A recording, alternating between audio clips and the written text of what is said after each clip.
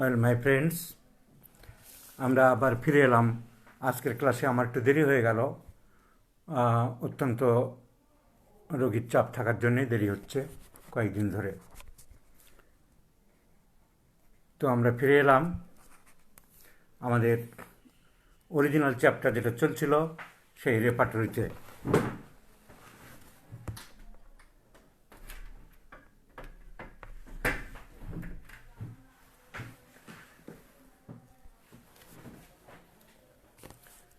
তাহলে Kent repertory আমরা পড়ছিলাম, চ্যাপ্টারগুলো সবাইকে মুখস্থ রাখতে বলেছিলাম যাতে কিনা অ্যাট এ গ্লান্স আমরা সব চ্যাপ্টারগুলো ফটাফট বের করতে পারি। কীভাবে মনে রাখতে বলেছিলাম?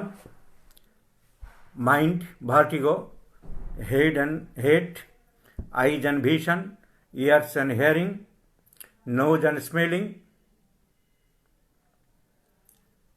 Mouth cavity, face, mouth cavity, teeth, throat internal, throat external, stomach, abdomen, নিচে নামলাম rectum, stool, urinary organs, bladder, kidney, prostate, urethra, urine, male genitalia, female genitalia. উপরে চলে আসলাম আবার larynx and trachea, respiration, cough, expectoration, chest, back, extremities, chill, fever, perspiration, sleep and dreams, skin, generals. তাহলে ফটাফট আমরা যেন চ্যাপ্টারগুলো বের করতে পারি। আমরা কোন চ্যাপ্টারে কি থাকে, কি দেখতে হয়, প্রত্যেকটা ডিটেলস মানে ইন্টারপ্রিটেশন কি, ক্রস রেফারেন্স কি, সেগুলো এখন করছি না।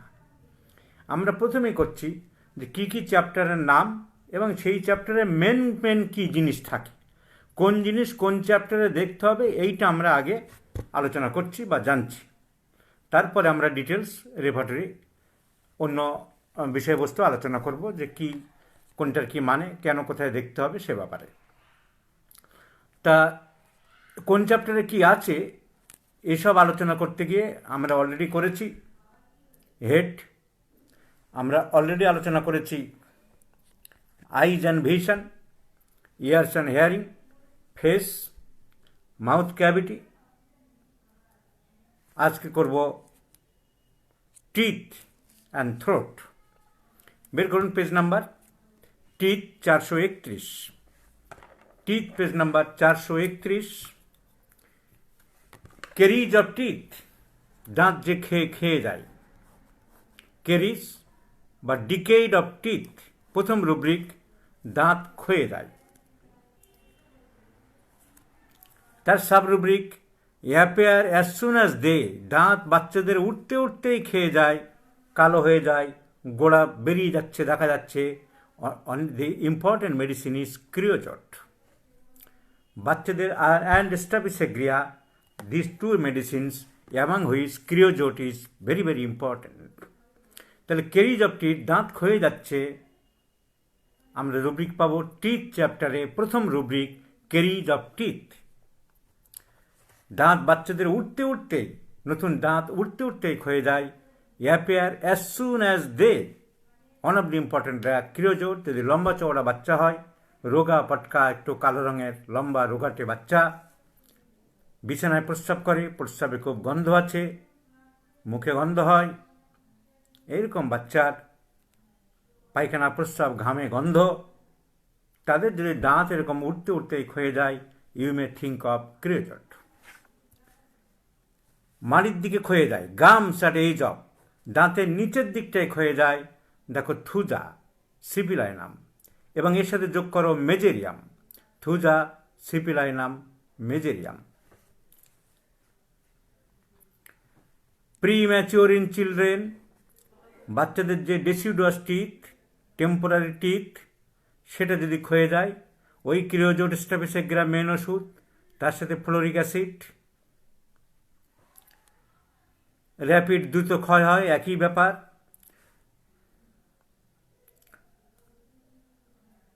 রুটস অ্যাট ওই গামস অ্যাট এজ আপ, একই মানে, মাড়ির গোড়ার দিকে, sides of teeth, sensation of.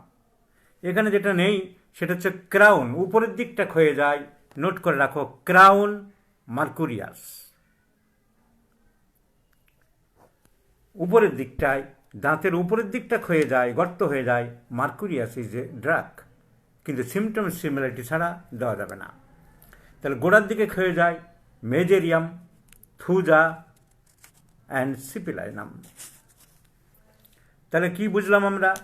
আমরা বুঝলাম mercurius is a syphilitic but lesser in degree than syphilinum, thuja and mezereum. আমরা আরও কি জানলাম?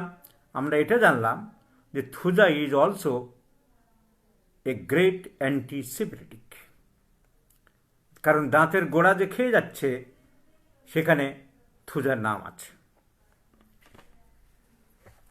নেক্সট ইম্পর্টেন্ট রুব্রিকগুলো আমি বলছি। ক্লিনস টুগেদার, কনস্ট্যান্ট ইনক্লাইনেশন টু, দাঁতে দাঁত চেপে ধরার, ঘষার প্রচণ্ড ইচ্ছা, দাঁত ওঠার সময় হোক বা অন্য কোনো রোগের ক্ষেত্রে হোক, phytolacca is the best and the most important remedy, phytolacca. আর অন্য ওষুধ আছে, পডোফাইলাম অলসো, পডোফাইলাম, এই সমস্ত আছে। সো দাঁতে দাঁত ঘষার,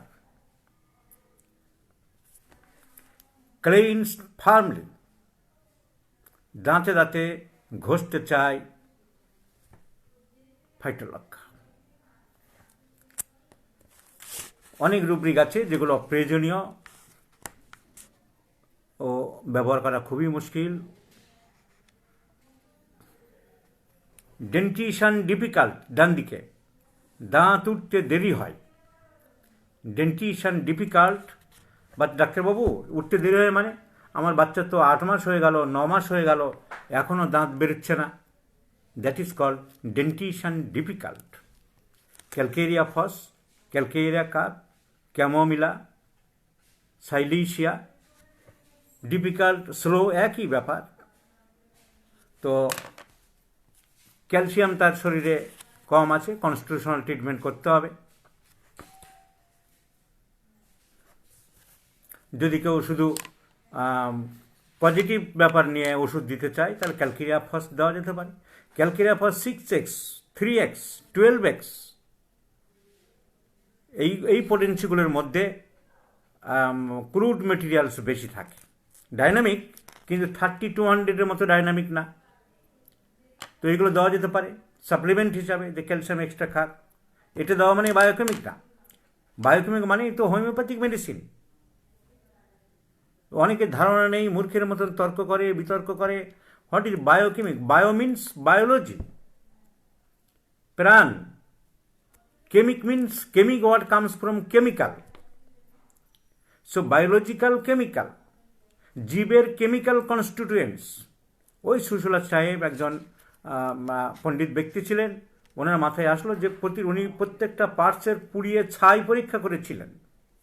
ছাই পরীক্ষা করে বললেন যে 12 রকম ছাই পাওয়া যাচ্ছে, এই পটাশ, সোডিয়াম, ম্যাগনেসিয়াম, ক্যালসিয়াম।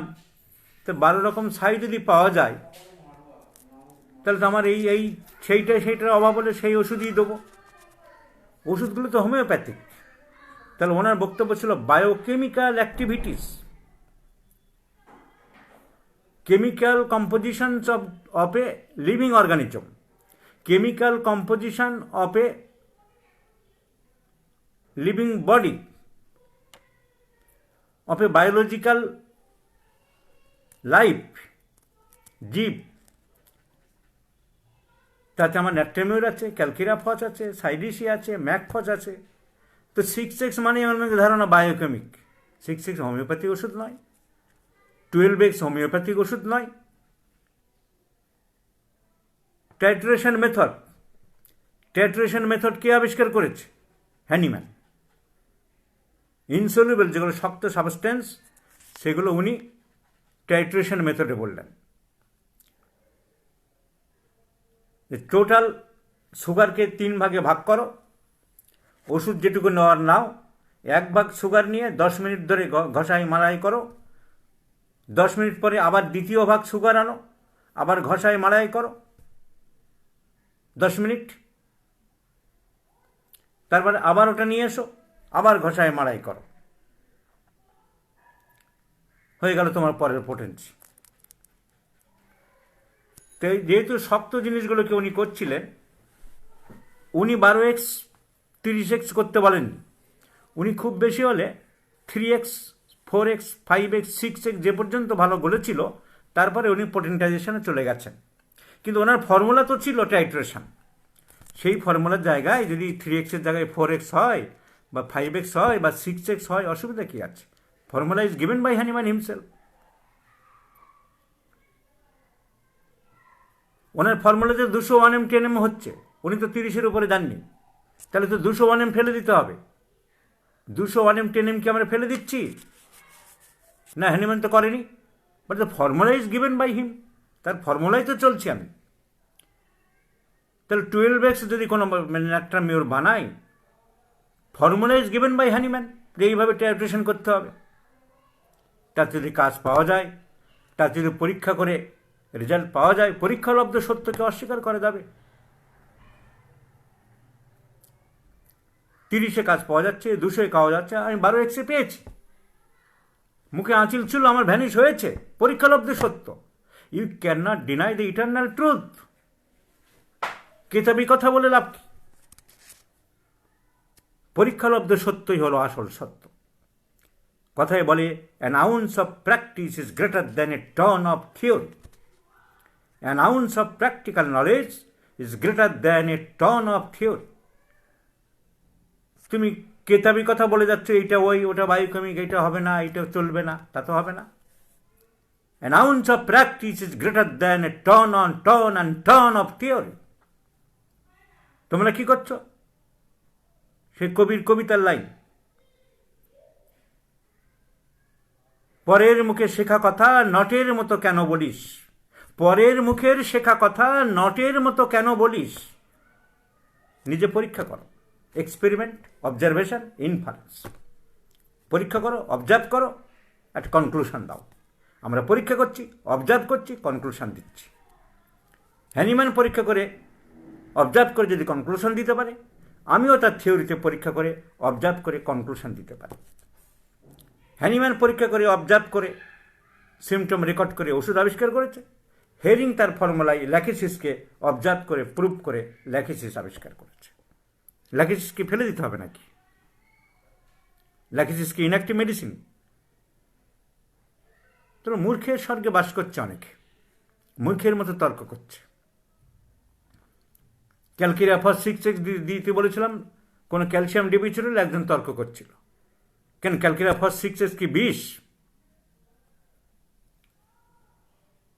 ওর ভিতরে ক্যালসিয়াম নেই? 6x যখন হলো তখন তো অনেক কমে গেল।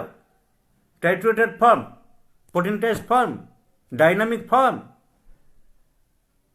অসুবিধাটা কি? যদি সিমটম মিলিয়ে দিই, 30 দিতে হবে কেন? আমি 6 দিতে পারি, 6x দিতে পারি। লোয়ার পোটেন্সি, তুমি বলতে পারো যে পোটেন্সি লো, আমি হাই ব্যবহার করি, তুমি করতে পারো। সো দিস ইজ দি ব্যাপার। বায়োকেমিক আলাদা কোনো ব্যাপার নয়। বায়োকেমিক হোমিওপ্যাথিক ওষুধ, বায়োকেমিক্যাল অ্যাক্টিভিটিস অফ লাইফ, তার উপরে নির্ভর করে উনি করে কি, but the theory is not effective, টেকেনি, চলে না সবসময়। সবসময় চলবে এমন কোনো কথা আছে? থিওরি ফেল করে গেছে, কারণ তার বাইরে অন্য ওষুধে কাজ হচ্ছে। ওই 12টা ওষুধ দিয়ে সব রোগ সারানো যাচ্ছে না। যেমন বর্তমান যুগের গো ব্যাক থিওরি, শ্যামলবাবুর, উনি একটা থিওরি দিয়েছেন, পাস্ট হিস্ট্রি নিয়ে মায়াজাম অ্যানালিসিস করা, সাথে উনি সারাতে পারেন। আমরা তো তার বাইরেও সারাতে পারছি, যেগুলো বাইরে সারাতে পারছি সেগুলো অস্বীকার করবো কী করে? ওনার থিওরি পড়েছি আমি, পাস্ট হিস্ট্রির উপর গুরুত্ব দিচ্ছেন। কেন, আমি যদি ফ্যামিলি হিস্ট্রি যদি পাই, 5 দিনের টিবি ছিল, তার সর্দি কাশি লাগে প্রায়, সে কুকুর দেখলে ভয় পায়, সে গান বাজনা পছন্দ করে না, সে বেড়াতে খুব ভালোবাসে, তা আমি তো ফ্যামিলি হিস্ট্রি নিয়ে টিউবারকুলের নাম দিলাম। তুমি পাস্ট হিস্ট্রি নিয়ে প্র্যাকটিস করবো বলে আমি ফ্যামিলি হিস্ট্রি নিয়ে করতে পারবো না, যদি পরীক্ষায় আমি টিউবারকুলোনাম দিয়ে তার সর্দি কাশি রোগ বা অন্য কোনো রোগ সারাতে পারি। So there are different type of fallacies. None is not complete. No one can say which one is correct. হ্যানিম্যানের পোটেন্টিয়াল থিওরি নিয়ে এত কথায় উনি কি কোনো কম্পিউটারে করেছেন? কোনো অ্যানালাইসিস আছে? কোনো গ্রাফিক রেকর্ড আছে?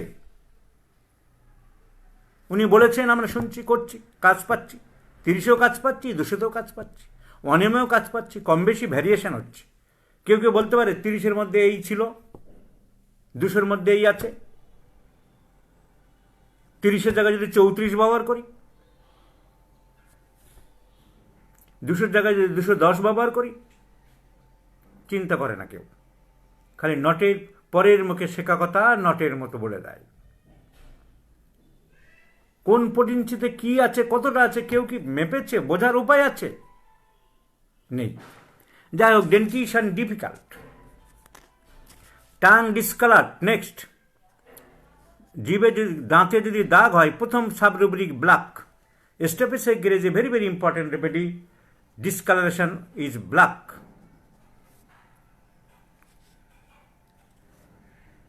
ডার্ক।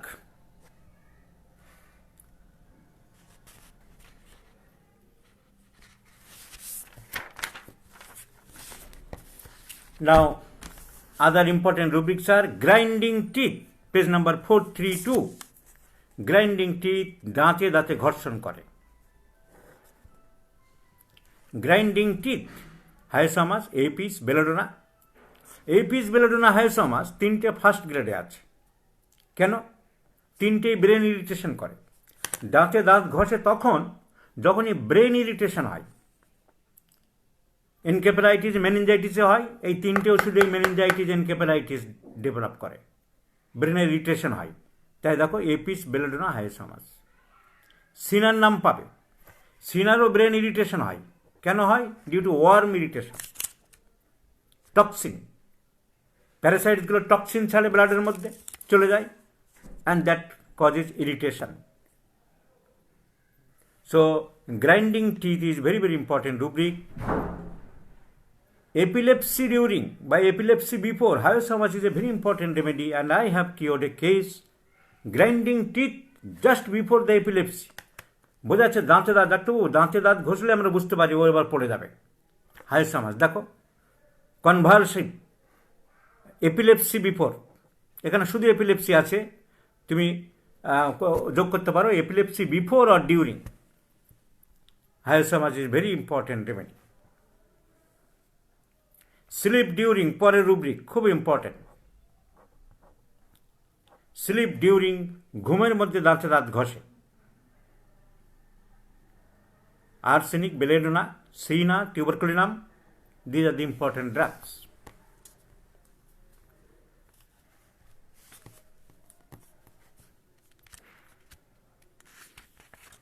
নেক্সট, 433 পাতায় পেন, তার মানে টুথেক।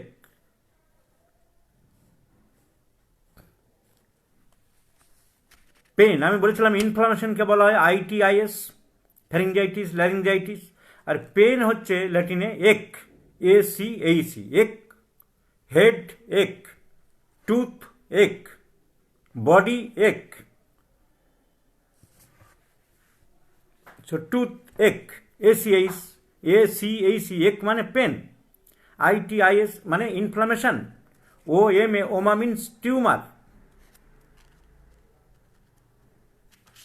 সো টুথেক। এই টুথেক সম্বন্ধে একটা কথা বলি, দাঁতের যদি প্যাথোলজি থাকে, তো মানে অনেক সময় বাইরে থেকে বোঝা যায় না, খুব প্যাথোলজি। বহু দাঁতের মাঝখান থেকে ফুটো হয়ে ভিতরে চলে যায়। চলে যায় মানে কি, ওখানে ডেন্টাল পাল্প থাকে, পাল্প, ক্রিমের মতন জিনিস, তার ভিতর দিয়ে নার্ভ চলে যায়। ওখানে যদি ঠান্ডা জল, গরম জল চলে যায়, অসম্ভব ব্যথা আরম্ভ হবে। ওই ফুটো তুমি যতই ওষুধ দেবে পার্মানেন্ট সারাতে পারবে না। You have to refer the patient to a dentist. ওই পাল্প, ওই ফুটো বন্ধ করে দিতে হবে মাথা, ওখান দিয়ে ঠান্ডা জল, গরম জল ঢুকবে আর প্রচণ্ড ব্যথা হবে, তুমি ওষুধে কন্ট্রোল করতে পারবে না। দাঁতের গোড়া ক্ষয়ে গেছে, লুজনেস অফ দ্য গামস, ওই যে ওষুধ দেওয়া করো, তুমি যতই ওষুধ দাও গোড়া নড়ে গেছে, অনেক ভিতরে ক্যাভিটি হয়ে গেছে, পকেট হয়ে গেছে। গোড়া যদি ঠিক থাকে, দাঁতের বাইরে যদি খারাপ হয়, রুট ক্যানেল করে দিতে পারে। যার গোড়া নষ্ট হয়ে গেছে তাকে ঠিক করে যাবে না। তো কিছুদিন ভালো রাখা যেতে পারে। আর তাহলে দাঁতের গোড়া যদি খুব ডিস্ট্রাকশন হয়ে গেছে, খাবার, গরম জল ঠান্ডা জল খাবার গেলে একেবারে ডাইরেক্ট নার্ভে টাচ করে যাচ্ছে, নার্ভ বেরিয়ে গেছে, গোড়া ক্ষয়ে খেয়ে গাছের গোড়া একদম চলে গেছে, সেক্ষেত্রে সিভিয়ার পেন হয়, সিভিয়ার পেন। এবং দাঁতের এই সিভিয়ার পেন অনেকে বাইরে থেকে বোঝা যায় না। আমি দেখেছি যতই এই রেপার্টরি থাক, যতই থেরাপিউটিক্স থাক, হোমিওপ্যাথিক ওষুধ দিয়ে দাঁতের ব্যথা কন্ট্রোল করা খুব কষ্টকর হয়ে যায়, because our medicinal power is very dynamic. It acts on the functions. Homeopathic medicine acts functionally better. কিন্তু স্ট্রাকচারাল ক্ষতি হয়ে গেছে, গোড়া ক্ষয়ে ভেঙে চুরে একেবারে নার্ভে চলে গেছে। প্রত্যেকবার খাবার খেলে নার্ভের মধ্যে দিয়ে লাগছে, টাচ করছে, নার্ভে টাচ করছে, আর ব্যথা হচ্ছে। কি করে কমাবে? Very difficult. Extraction of the tooth is the main solve. So pain অনেক রকম, আপার লোয়ার এসব কোনো কাজে লাগে না, ওইভাবে ডাক্তারি করে দেয় না, ওইভাবে রোগী থাকবে না, কেউ আসবেও না। আপার টিথ, লোয়ার টিথ, আপার ইনসিশার, লোয়ার ইনসিশার, এসব ভেগ জিনিস সব বাতিল। তো টুথেক ইন জেনারেল কোনো সিমটম কিছু বুঝতে না পারলে, খুব ব্যথা হচ্ছে, ব্যথা কানের দিকে যাচ্ছে, ইউজ প্লান্টেকো, প্লান্টেকো 30। দাঁতে যদি পোকা লেগে থাকে, পোকা লাগা মানে কেরিস, পোকা কিন্তু হয় না, বাজে কথা, তো কেরিস যদি বেশি থাকে, ক্রিওচট, এই দুটো ওষুধ খেয়াল রাখতে হবে, প্লান্টেগো মেজর এবং ক্রিওচট। তাও প্যাথোলজি থাকলে যতই দেওয়া যাক খুব একটা ইম্প্রুভ হতে চায় না। তাহলে দাঁতের এই সিমটমগুলো, পেন চলছে বিভিন্ন রকম, এগুলো দেখে নিতে হবে বিভিন্ন রকম। তার মধ্যে পিকিউলিয়ার, মডালিটিস, কজেশন, এরকম দুই একটা থাকলে ইম্পর্টেন্ট আছে।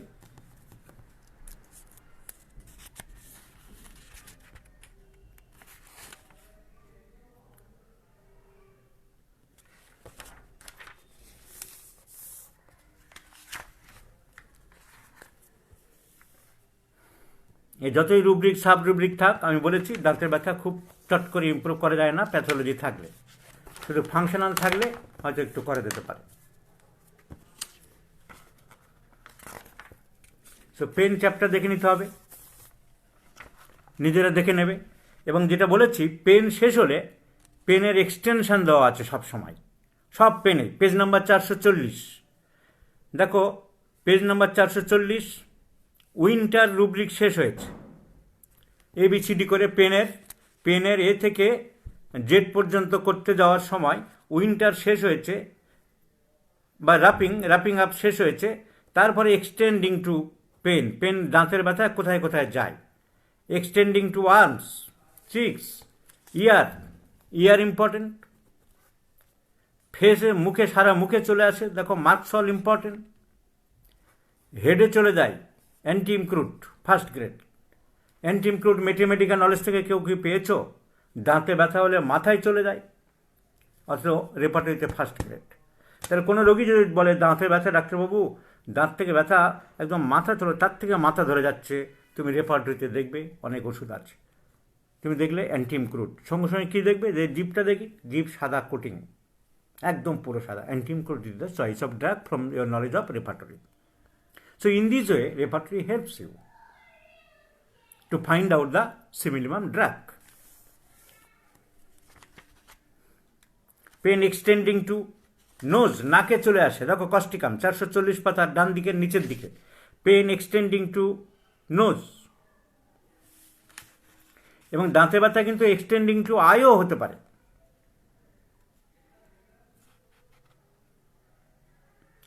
আই আছে উপরে, দেখো ফেসের উপরে কস্টিকাম, তাহলে নাকে চোখে ব্যথা রেফার করে কস্টিকাম। এবার ডিফারেন্ট টাইপস অফ পেন চলছে 441 পাতায়, ড্রয়িং পেন, কাটিং পেন, ওইসব দিয়ে প্র্যাকটিস করা যায় না। ওগুলো সব কালেকশন করে গেছে। এখন যুগ পাল্টে গেছে, ওই ড্রয়িং হচ্ছে না, কাটিং হচ্ছে না, টিচিং হচ্ছে, দাঁতের ব্যথায় লোকে পাগল হয়ে যাচ্ছে। ওসব দেখে প্র্যাকটিস করা খুবই মুশকিল আছে। তাও যদি পিকুলার সিমটম পায়, দেখা যেতে পারে, দেখতে পারো। Next, sensitive. 446 পাতায় সেন্সিটিভ, দাঁত খুব সেন্সিটিভ, ওই ঠান্ডা গরম কিছু লাগলে শিরশির করে উঠছে, ডেন্টিন পাল্প ক্ষয়ে যায়।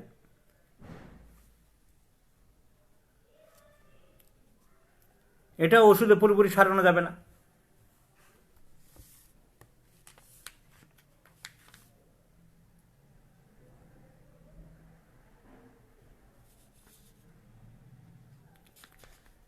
কোল্ড ওয়াটার 2, 447 পাতার উপরে, কোল্ড ওয়াটার 2 সেন্সিটিভ, ঠান্ডা জল খেলে সেন্সিটিভ হয়, ক্যালকেরিয়া, ল্যাকেসিস ইটসেট্রা। গরমে সেন্সেশন বাড়ে, 1, 2 ল্যাকেসিস। তাহলে ঠান্ডাতেও ল্যাকেসিস বলছে, আবার গরমেও ল্যাকেসিস বলছে। তাহলে ল্যাকেসিস ঠান্ডা গরম দুটোতেই।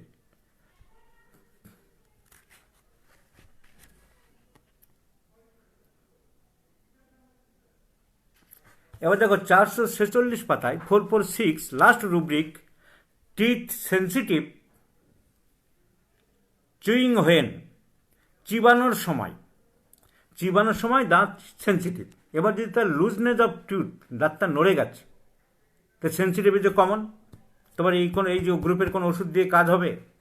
তো বুঝতে হবে যে কোথায় সিমটমটা কমন আর কোথায় আনকমন। আমার দাঁতের প্যাথোলজি হয়েছে, দাঁতের গোড়া নড়ে গেছে, নার্ভ বেরিয়ে গেছে, এমনিতেই হাত লাগুক, জল লাগুক, যা খাবার লাগুক, সেন্সিটিভ। তাহলে চিবানোর সময় সেন্সিটিভ দেখে অনেকে কী করে, বোকার মতো এই রুব্রিক খুঁজে বেড়াচ্ছে। দেখেছে কমন সিমটম, ওই লোকটার হবে, সবারই হবে। একটা রুব্রিক দেখো 447 পাতায় 447 উপরের ডান দিকে, সোর্স, দাঁতে নোংরা জমে থাকে।